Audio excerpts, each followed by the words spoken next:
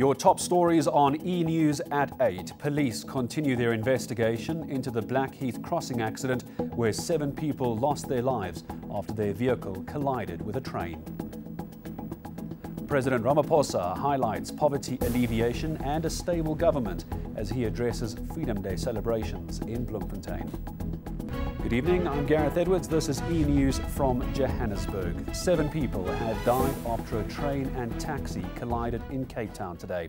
The incident happened this morning at the notorious Butskop level crossing in Blackheath. This is the very same scene where 10 schoolchildren were killed in a similar accident 8 years ago. Reporter Leanne Jansen has more. The palpable pain of a father who's just lost his son. Clemens Goteka's 29-year-old son was among the 7 people killed.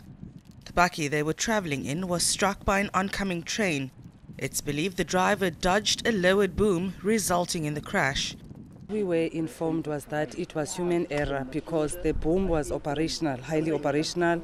There are 2 booms that are working and there is also a camera that has been installed. We believe that they were just taking chances, but the investigation must still confirm that. The bakkie's canopy windows were white, and it seems that those sitting at the back may not have seen or even have been aware of the imminent danger. Metrorail insists all systems are in place to ensure people's safety at the crossing. But residents disagree. They're pinning the blame on authorities for what they call not ensuring the functionality of the level crossing. It's a lot of times when this booms is malfunctioning, the lights are flickering, but there's no train. So eventually when the train comes and then it's all piled up here in the area. It's a whole week already this booms and the lights has been malfunctioning. Even the cameras are not working. The solution to the problem is to close it once and for all. If we're not going to close it, the problem is still going to continue. It's not the first time such a tragic accident occurs here.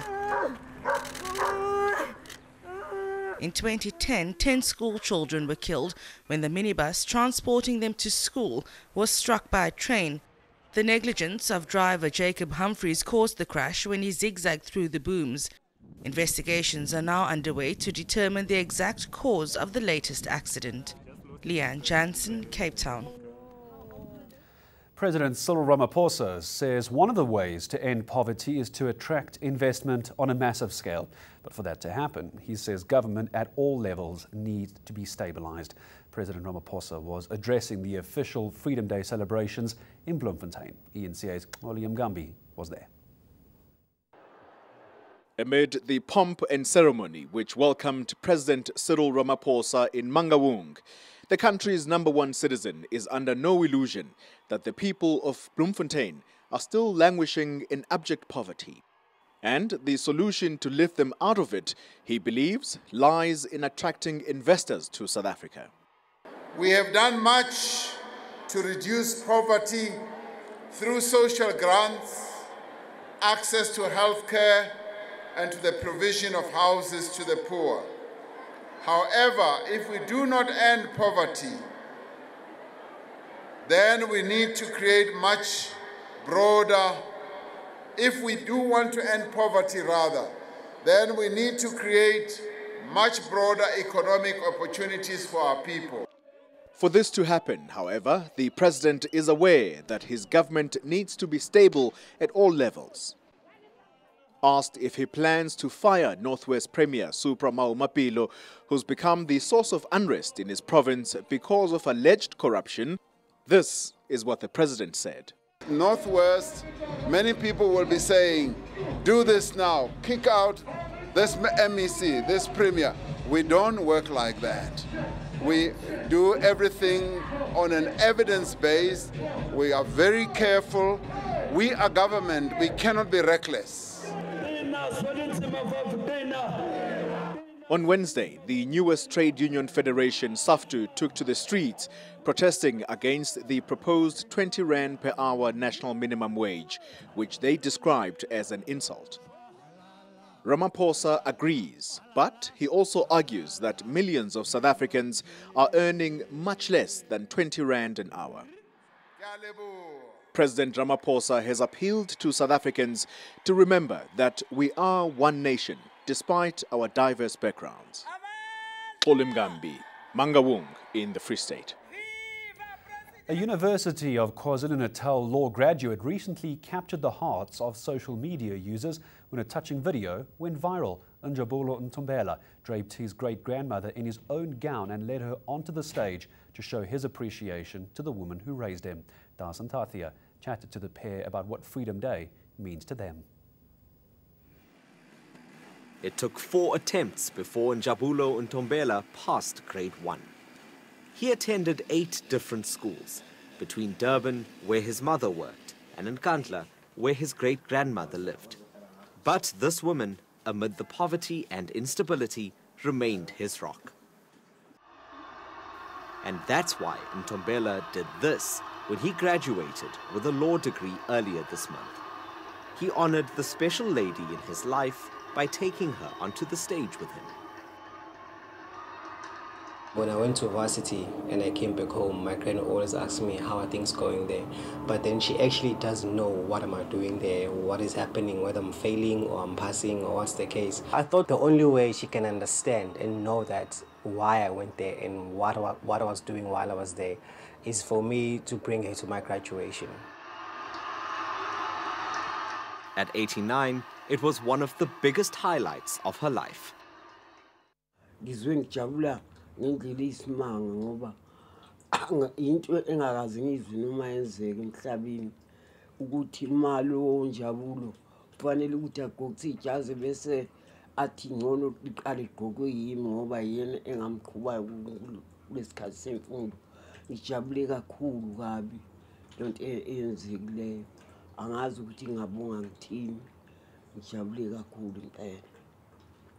Now he graduates in a month which serves as a reminder of South Africa's transition into democracy. But Ntombela says he's still waiting for true freedom. You can say with your mouth that you are free, but then having still have to find funding, having still have to go look for schools, our grandmothers have to fund us with their pensions, all of that, we can't exercise our freedom. But his great-grandmother is hoping there'll be more to celebrate on April 27th in years to come. Desan Thathia, Durban.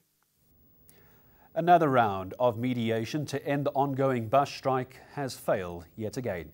The unions involved and the employer organisations attended a meeting on Thursday. It was called by the Ministers of Labour and Transport in an attempt to bring parties back to the table.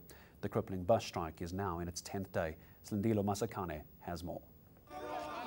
The strike was invoked after wage negotiations in the industry deadlocked last month. Last week, the CCMA tried to intervene and failed. The Ministers of Transport and Labour also gave it a go this week, but that also ended with no deal. Despite interventions from the highest officers, unions and employers remain far apart. Workers were first demanding a 12% wage increase, insourcing and better working conditions. They then lowered their demand to 9.5% and a 2-year agreement. Employers are offering 8% and in the second year, 8.5%. Unions say the employers are negotiating in bad faith. We saw the mediator come in and say that the employers had told them that if we didn't accept the offer currently on the table, they would revert it by Wednesday. This is an ultimatum. We did not react very well to it, and so talks broke down once again. Unfortunately, the strike will continue. Government is calling for a speedy resolution to the strike and says it will continue to observe negotiations with a keen interest. Thousands of commuters are having to make alternative transport arrangements, which they didn't budget for. But the unions say the worst affected by the strike are the workers who are losing wages for every day that they withdraw their labour. It's unclear when talks will resume. However, bus drivers have vowed to continue with their strike into the long weekend and beyond. Slinda Lomasigan, Johannesburg. And coming up after the break, an historic breakthrough in the talks between North and South Korean leaders. Are both countries committing to improving relations?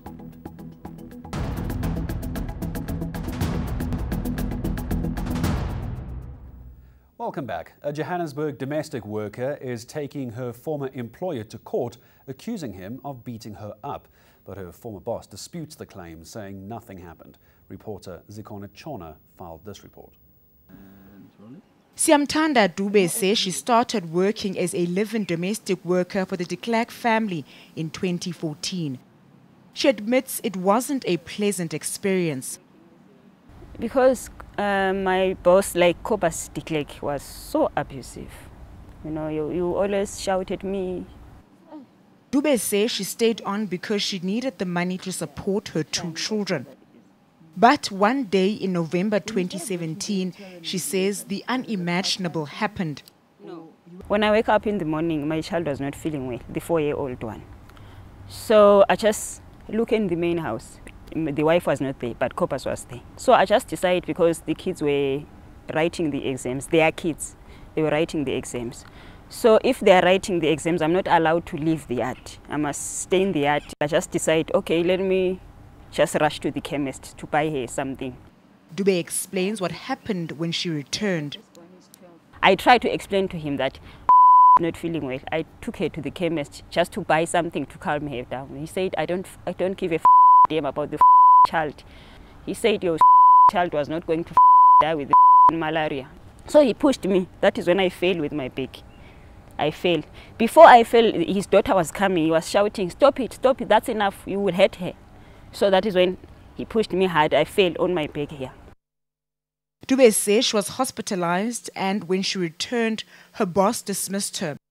She says she still wanted her job because she was desperate. She then took the matter to the CCMA and won. And now the matter is heading to the Randburg Magistrates Court for a criminal case. Cobus de Klerk disputes Dube's claims. I must say, the family is distraught and my heart's broken for this, because they were really part of our family, and I don't understand these charges, and I don't understand what's going on. The matter is set for court on the 3rd of May. Zikona Chona, Johannesburg. The fight for LGBTI marriages is now intensifying. South Africans have until tomorrow to make written submissions to the Speaker of the National Assembly over a proposal to change parts of the Civil Union Act. The private members' bill has been brought by COPE MD Deirdre Carter. She wants Section 6 of the Civil Union Act to be amended or even scrapped altogether. This piece of legislation gives public servants at Home Affairs the right to refuse to marry same-sex couples. Religious group Freedom of Religion SA is opposing the move. COPE is arguing that public representatives do have a duty to uphold the Constitution. The sort of township lingo for the LGBTI community, derogatory terms being used against them in Home Affairs offices. So to me it was very important in terms of a constitution, and I'm going to quote from the constitution, is that specifically if we look at section 9 of the constitution, everyone is equal before the law and has the right to equal protection and benefit of the law. It goes further in saying that the state may not unfairly discriminate directly or indirectly against anyone on one or more grounds in terms of their sex, their sexual orientation. After more than 60 years of political tension, North and South Korea have finally come together. The two countries' leaders have committed to improving relations and dealing with the issue of nuclear weapons. Finding common ground. A 6-decade-long stalemate has finally ended. South Korean President Moon Jae-in was invited by his northern counterparts to cross the border into North Korea. It is very significant that North Korea took a measure of freezing nuclear first. It will be a valuable beginning for the complete denuclearization of the Korean Peninsula. I clearly declare that the South and North will closely cooperate for the complete denuclearization.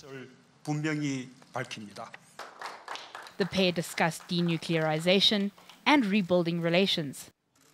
They've signed a declaration which commits both countries to ridding the area of nuclear weapons. Moon will visit Pyongyang, North Korea later this year.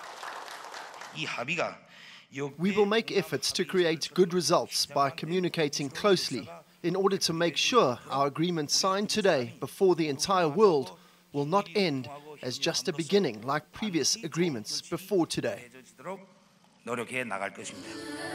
This brings US President Donald Trump back to the table. Trump said he would only meet with North Korea if Kim Jong-un agreed to give up his nuclear program.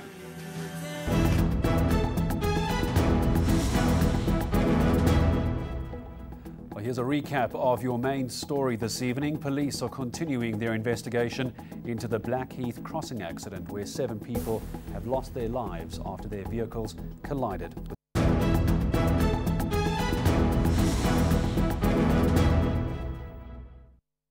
Welcome to the Weather Center. We had lots of high-level cloud throughout Friday, extending from the northwestern areas down into southeastern South Africa. On the other hand, it was mostly fine for the western parts of the country, but we stayed with quite a bit of cloud along the southwest coastline, giving us occasional drizzle in places ahead of this cold front, which is set to hit these parts of the country as we get towards midnight tonight. So we get into Saturday with cloud and rainy weather setting in along the southwest coastline and spreading through the night into the rest of the Western Cape and also reaching the western areas of the Eastern Cape on Saturday afternoon. It's going to get cooler on Saturday for much of Western South Africa. Then in the afternoon and towards the evening, the cold front introduces rain showers into the eastern areas of the Eastern Cape, spreading into parts of KwaZulu-Natal and southern Mpumalanga as we head towards the night hours. High-level cloud will continue to cover the central and northeastern parts of the country.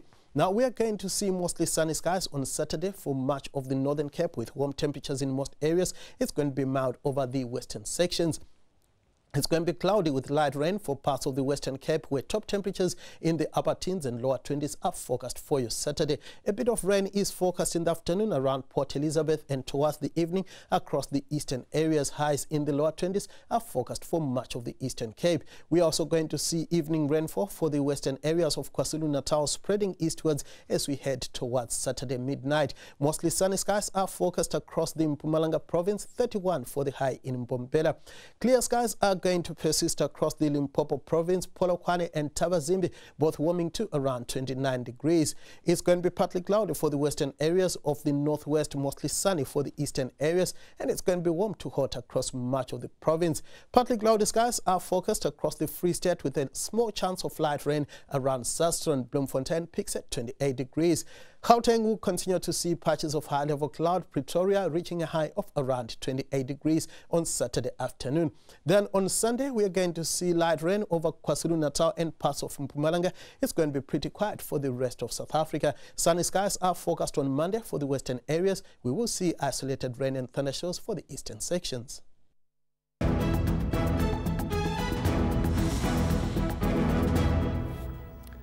Oh, the royal couple have finally revealed the name of their third child. The baby's official title will be His Royal Highness Prince Louis Arthur Charles of Cambridge. Prince Louis was born on Monday, weighing in at 3.8 kilograms. He is the 5th in line to the throne and is the Queen's 6th great-grandchild.